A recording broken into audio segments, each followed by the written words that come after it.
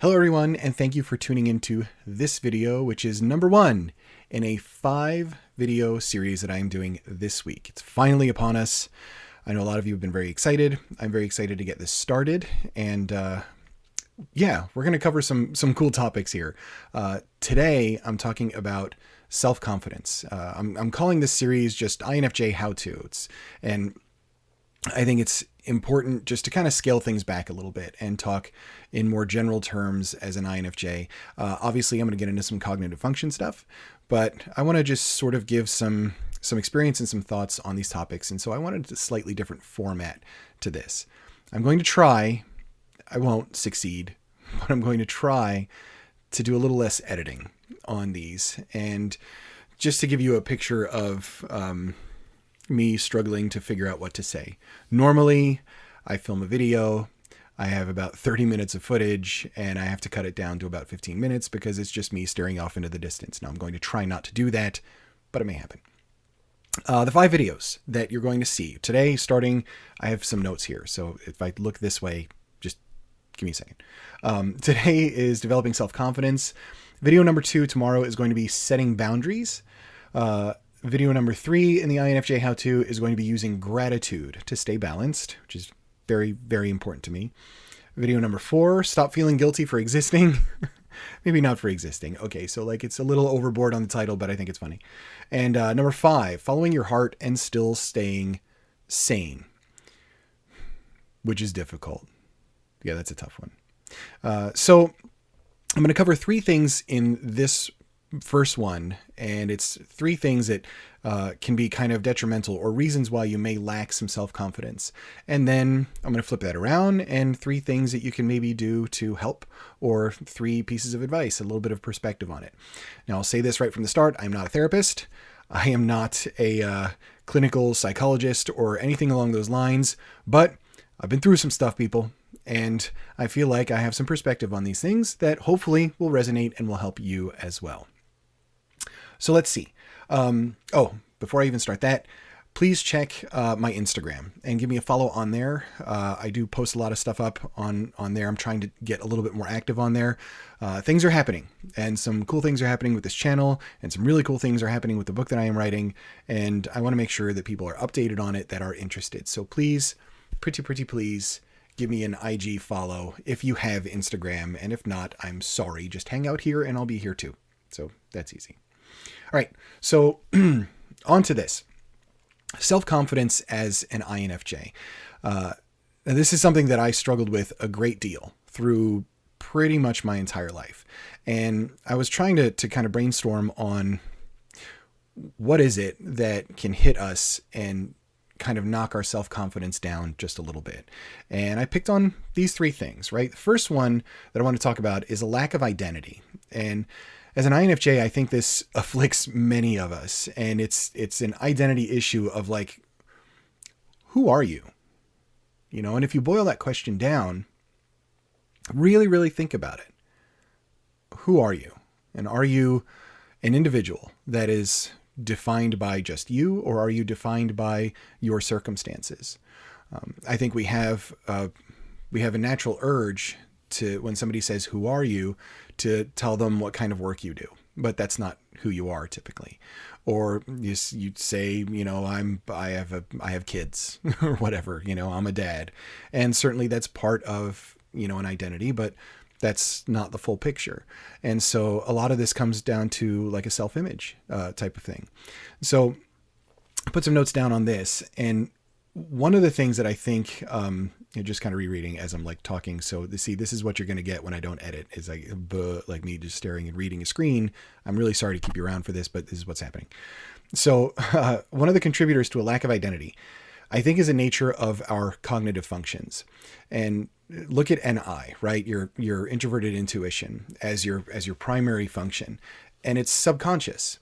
So it's going on, and it's not something that you're really bringing into the fore, but it's happening inside of your brain just all the time, constantly. And Your NI is typically looking internally. It's looking at your experiences and the things that you've done and been through and trying to fit those pieces together to help you make judgments about what is going on around you in the present moment.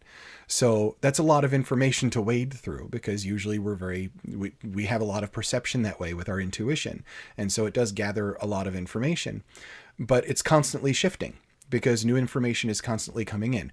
Now, how is it that you can have an identity for yourself that you are very confident in if everything is constantly shifting and moving around? It becomes very, very difficult to do. One of the other things I put on here is in regards to extroverted feeling as your auxiliary function, right? And so this is you focusing on other people and reading the room, so to speak, and their emotions and their feelings, and you taking that into consideration for your own decision making. So your intuition is subconscious. Your external feeling has to do with other people. You get to your third function, which is introverted thinking, before you're really internal on something, trying to make sense of it. And I think all of that and that constantly shifting nature is what contributes to it being very difficult to really define who you are. So many messages and little emails and things that I get from people where they're like, I'm just kind of lost right now and I don't know what to do. It's either with school or what's my major or, my job, or I'm just kind of struggling. I want to do this and I want to do that and all over the place. So I think this is a common thing for INFJs, is to not really be able to focus in on that single thing and your purpose. And I think finding that is really, really important. So I'm going to give you a story about identity in just a couple minutes, but I want to cover the other two things that I think knock your self-confidence. And then I'm going to go over some of the more positive stuff. So let's rip the Band-Aid off, people. That's what I'm doing. Next one is an inability to see your successes. And this is something that I think does affect INFJs a great deal because of that external feeling, right? Because we are so focused on others and the harmony of the group and making other people happy and making sure that they're settled and they're okay, that it is difficult for us to focus on our own successes, turn completely inward, and say, I'm proud of myself for doing this thing. And I don't know the precise reason for this, but I think it is something that does affect us a great deal, in that we have a hard time being able to really notice our own accomplishments and our own personal successes, particularly in a face where in an environment where there are a lot of people that are also trying to do it, and you might be better than somebody at something or what have you. And those things can affect us, and it plays with us because a lot of times we just think if we celebrate our successes, that means somebody else is going to feel bad. It's terrible. That's a terrible way to think about it. It's a terrible way to go. So I do want to talk about and touch on that as well. The third one is fear of negativity. And I think fear of negativity does end up hitting our self-confidence a great deal. And I think it's a major roadblock to us being confident, happy, and secure in exactly who we are. For negativity, think about this. You can be going to the gym and working on yourself. And, you may be getting in really good shape or something like that.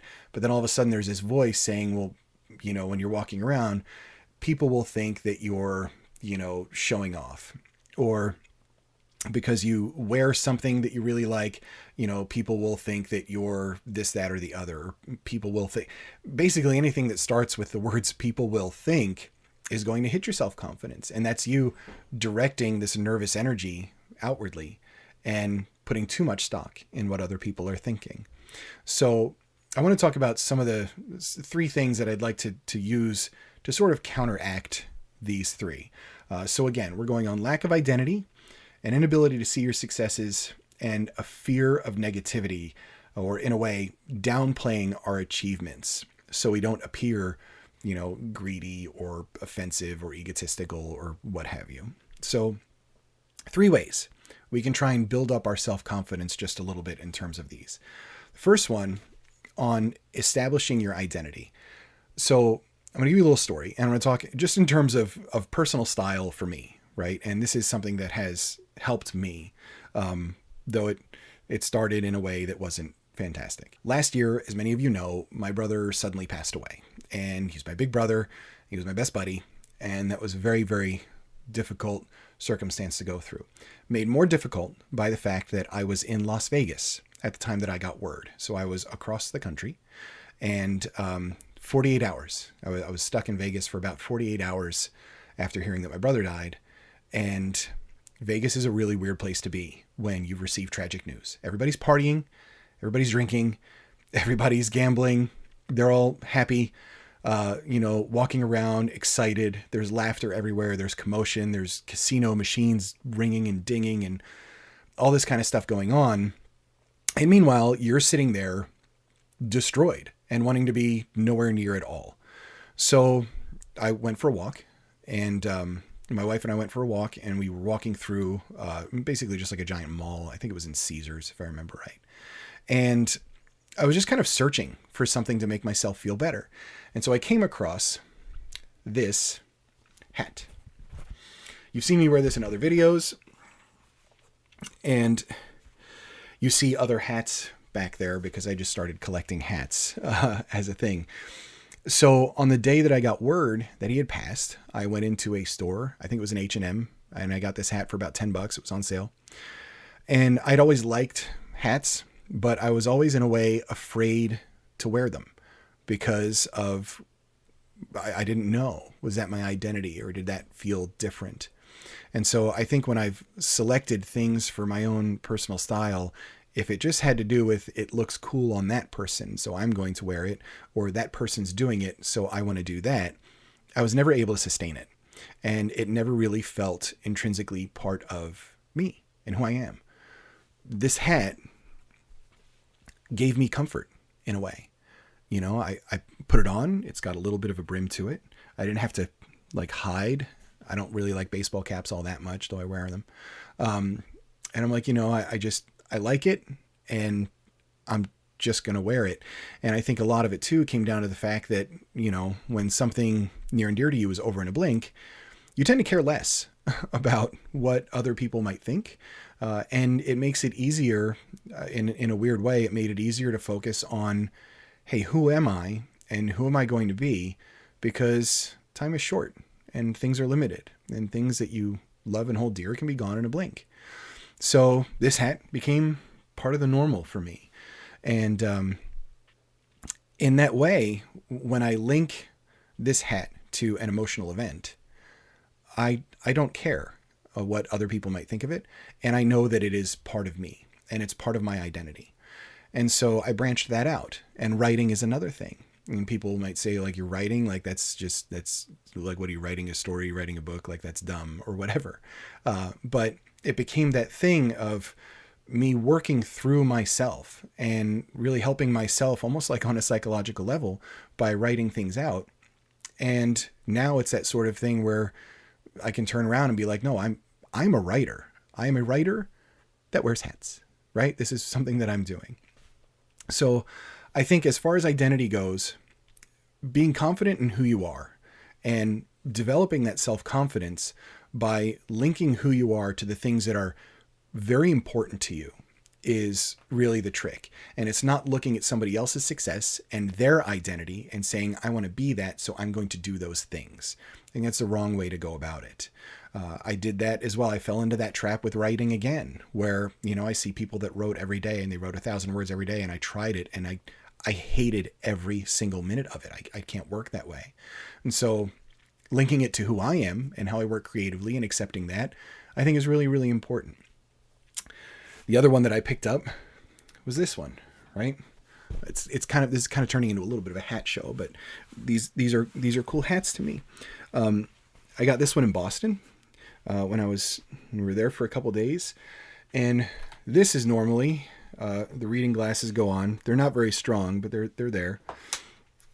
This is normally my look when I am actually writing. Well, it's kind of hard to hear anything now. And this is how I sit down when I'm putting words down to page. And this is part of my identity and who I am. The hat, because it reminds me of the hat that I bought at the time that gave me a lot of comfort and helped me feel kind of shielded. the glasses because I kind of need them, but also they really help me focus when I've got a screen right in front of me. And the headset, so I can tune out my distractions and just be who I am. So yeah, this is sort of that's like the writing outfit for me, more than anything else. I can't do that right now, though. I need to be looking at a screen for those glasses to really be working. So the next thing, number 2 on this list, was inability to see your successes. All right. So I think a lot of times we feel like success is zero sum when it really isn't. Just because you accomplish something awesome doesn't mean somebody else cannot accomplish something just as awesome. Just because you are talented in a certain way doesn't mean other people are not. And you should be proud of those things. There's nothing wrong with pride in what you do and how far you've come and having a little bit of perspective about your path. If you're the type of person that is that's suffering through something like perhaps a chronic illness of some kind, and you have a day where you want to do 10 or 12 different things, but you can't manage that day. And so you get 3 or 4 things done. It's understanding that you're not a failure for not having this grand and incredible day that you had planned or had envisioned. You've succeeded. And the reason you've succeeded is because you have accomplished something in that day. And I think it's really important to step back and recognize those successes and accomplishments and be proud and be like, you know what? Yeah, I did that. Circle this back to writing because it's the thing that's on my mind and I'm working so hard on right now. And it's an analogy that can just apply. A couple of weeks ago, I sat down to write and I had full intention of writing, 4,000 words over the course of a weekend. I wrote 500 and I wasn't all that happy with them either. And I did get dragged down because of that. It really hit me in a tough way. Of like, man, I can't do this. I can't keep doing this over and over and over again. I want to do this one thing and I want to write and it's not happening. And I just wrote 500 words and it took me 3 hours to get them out. And I was just really upset about it. But then realizing after the fact, like, hey, look, I'm 500 words closer to the end than I was before that weekend. And sure, didn't go exactly the way I wanted. But there's a lot of people, and there are a lot of people that want to write and can't write any. And no words are coming out. Or they don't feel like they can have any kind of output, so they don't even start and don't even try. And putting it in those terms helped me see that weekend as a success, because I did accomplish something. It's not what I wanted, sure, granted, but it was something important to me. And so I think what you need to do, my sweet INFJ friends, is to step back and be really objective and not just look at everyone else and their successes and think I can't do that or I don't measure up to that, so I am not a success. But it's giving yourself that opportunity and that forgiveness and some of that positive talk to say, whoa. You know what? I actually really accomplished something in this moment or with this thing, or, I graduated and sure, maybe it took me 2 years longer than everybody else, but I got to the finish line. And that's really, really critical. One of the other things that I like to do personally, and I haven't done one in a couple of years, but I like to do Spartan races. And these are giant obstacle races. And I've done quite a few of them. I earned my trifecta in 2013. If you're a Spartan racer, you know what that means, which is it's a set of 3 races in a calendar year. The first one is 3 miles. The second one is usually somewhere around 8. And the last one is about 13 miles, generally a little bit over that even. And they're up and down ski mountains. There's tons of obstacles. And that 13-mile race wrecked me. I broke my finger 7 miles in and taped it up and continued anyway. You have to jump over fire, lift heavy things, go up and down mountains. By the end of it, you are dirty and smelly and broken and scraped up and bleeding and everything else. But it was a determination of like, okay, I don't care how long it takes. And there are people that can run this race twice in the time that it takes me to do it once, but I'm going to get to the end. That was the measure of my success. And so I think you, as an INFJ, need to really pay attention to that and not measure your success on what other people have going on, but measure your success in terms of what you're trying to accomplish and just getting to the finish line. Doesn't matter how old you are. Doesn't matter how graceful you are at it. Just do it. Do it and be proud of it. And when you celebrate those little successes, you start to build a little bit of confidence. And you can say it in a self-deprecating way, which I've done as well. Yes, I'm a writer. I wrote 20 words last week. still a writer. It doesn't matter how many. The last one on my list is that fear of negativity. So there is something in neuroscience called negativity bias, and they study why being negative resonates so much more than positivity. I read a study recently, and I think it was a Harvard study, if I remember right. I can't give you the link, and I'm sorry for that. If you end up looking up a study about negativity and can find a link, throw it in the comments. Just look at other people's comments, so it's not like 100 people throwing in comments with the same link. But negativity bias is really interesting, and what they kind of came, I'm paraphrasing, but what they kind of came to a determination of was that surrounding yourself with people of a certain attitude changes your mood. For every positive person that you put around you, you have an 11% boost in your own positivity. I don't know exactly how they studied it, but this is what they kind of came down to. For every negative person around you, your own negativity doubles. So think about that just for a second. Twice the negativity, or 11% more positive. And the determination that they came to is negativity is kind of like a virus. And it is. It spreads. Kind of apropos to be talking about a virus right now, but whatever. But that negativity does kind of infect you in a way. The more you hear negativity from other people, the more it's going to hit you and knock you down. The more negative you are, the more you are spreading that negativity virus around. So please be careful about how you are talking with other people, because you are contributing to a virus, and it's a very negative virus, and it hits people's self-confidence, and it hits other people's moods, and it can generally just drag down everything around you. Negativity bias is kind of rough. There's a ton of stuff on it if you look it up. There's a lot of information. I have not waded through a ton of it. I don't study it, but it's kind of a fascinating concept to think of negativity as viral in a way. I'm still looking back here. There are a lot of people out there that are determined to be negative, and you can't fix them. You can't change their mind. You can't make them positive. You cannot make everyone happy. I know that's tough to hear as an INFJ. I'm sorry. It's just the way of the world, and it's the way of things. It's what happens out there.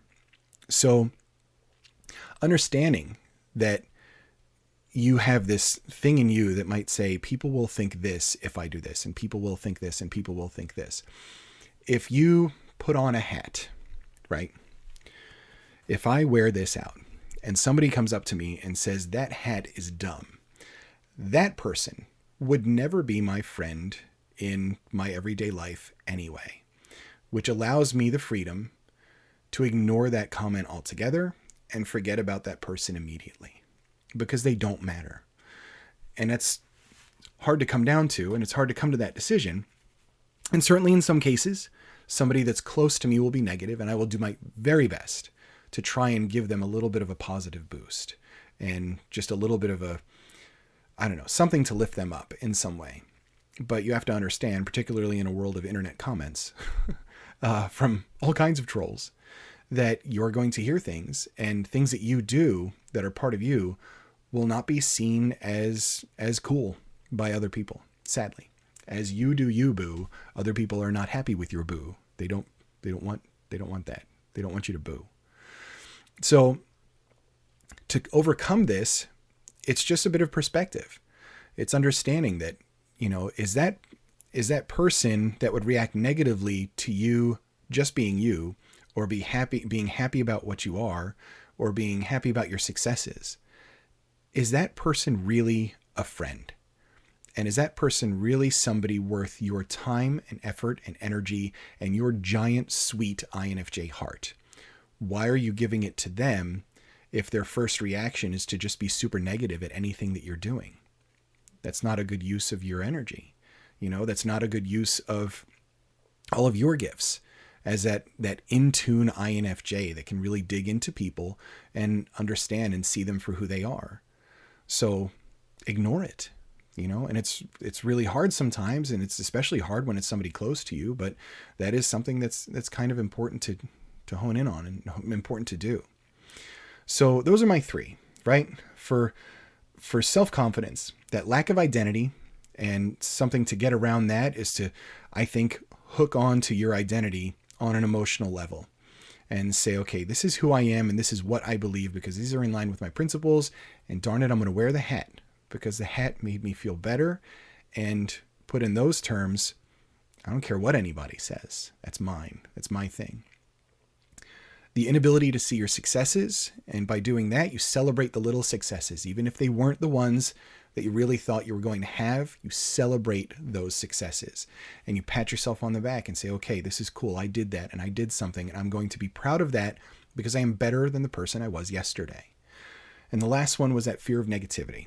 And in the fear of negativity is understanding, are those people that are going to be negative and react negatively or just be straight up nasty with you, they're not going to be your friends anyway.